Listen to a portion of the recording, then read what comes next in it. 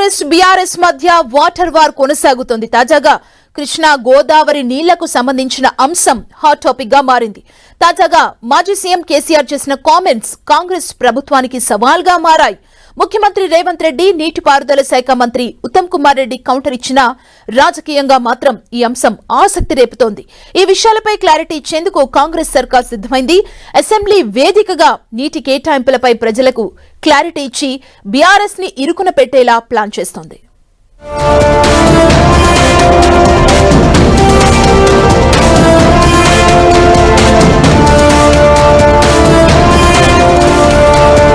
కాంగ్రెస్ సర్కార్పై కేసీఆర్ మాటల దాడి. కేసీఆర్ విమర్శలకు సీఎం ఉత్తమ్ కౌంటర్. పాలమూరు రంగారెడ్డి ప్రాజెక్టుపై కేసీఆర్ ప్రస్తావన. నీటి కేటాయింపులపై కాంగ్రెస్ బీఆర్ఎస్ ఫైట్. నీటి వాటాలు తేల్చేందుకు సిద్ధమైన సర్కార్. 29న అసెంబ్లీ సమావేశాల్లో ప్రాజెక్టులపై చర్చ.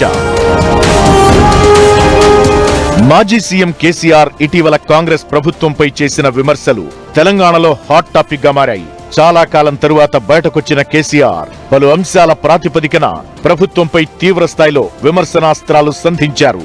ఇందులో భాగంగా పాలమూరు రంగారెడ్డి అంశాన్ని ప్రత్యేకంగా ప్రస్తావించారు. దీంతో ఈ అంశం ఇప్పుడు అన్ని వర్గాల్లో చర్చనీయాంశంగా మారింది.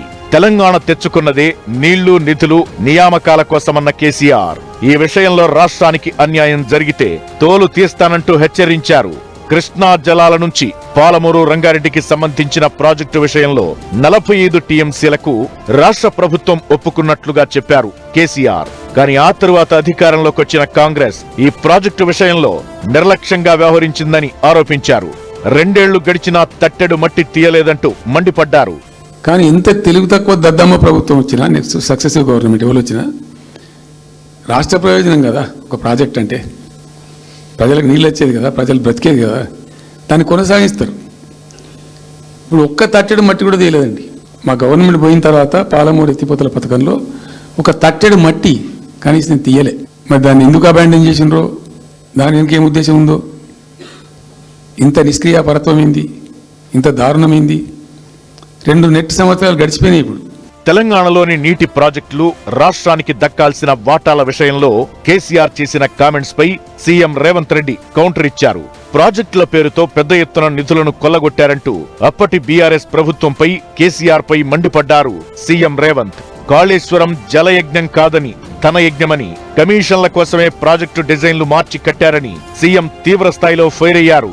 కాళేశ్వరంలో బ్యారేజీలు దెబ్బతిని నిరుపయోగంగా మారాయని చెప్పారు. పీసీ ఘోష్ కమిషన్, విజిలెన్స్ నివేదిక, ఎన్డీఎస్ఏ రిపోర్ట్లో కూడా అవినీతి జరిగిందనే తేలిందని రేవంత్ రెడ్డి అన్నారు.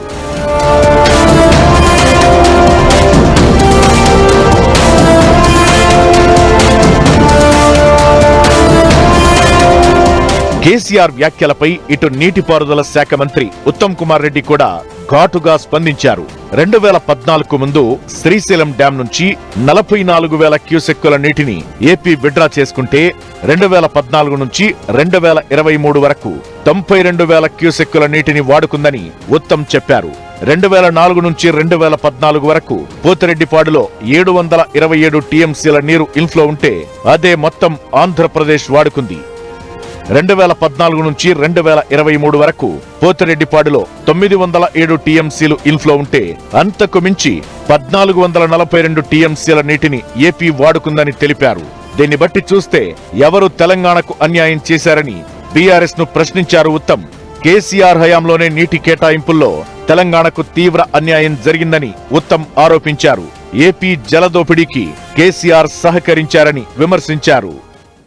కృష్ణా నదీ జలాల్లో లిఖిత పూర్వకంగా ముఖ్యమంత్రిగా కేసీఆర్ గారు మీరు ఆంధ్రాకి 512 టీఎంసీలు ఇవ్వండి, తెలంగాణకి 299 సరిపోతారని అపెక్స్ కౌన్సిల్ మీటింగ్ లో మీరు ఒప్పుకున్నదా లేదా? అరే మీరు కృష్ణా జలాల విషయంలో పాలమూరు జిల్లాకి, నల్గొండ జిల్లాకి మీరు మోసం చేసి మరి ఇంకోల మీద ఏదో దోషం పెట్టడానికో తప్పు చూపించడానికో ఇది నిజంగా ఏమాత్రం తగదని చెప్పి నేను మాట చేస్తున్నా. మరోవైపు మాజీ మంత్రి హరీష్ కాంగ్రెస్ ప్రభుత్వంపై తీవ్ర స్థాయిలో ఫైర్ అయ్యారు. కాంగ్రెస్ కూడా బీఆర్ఎస్ విమర్శలను తిప్పికొట్టింది.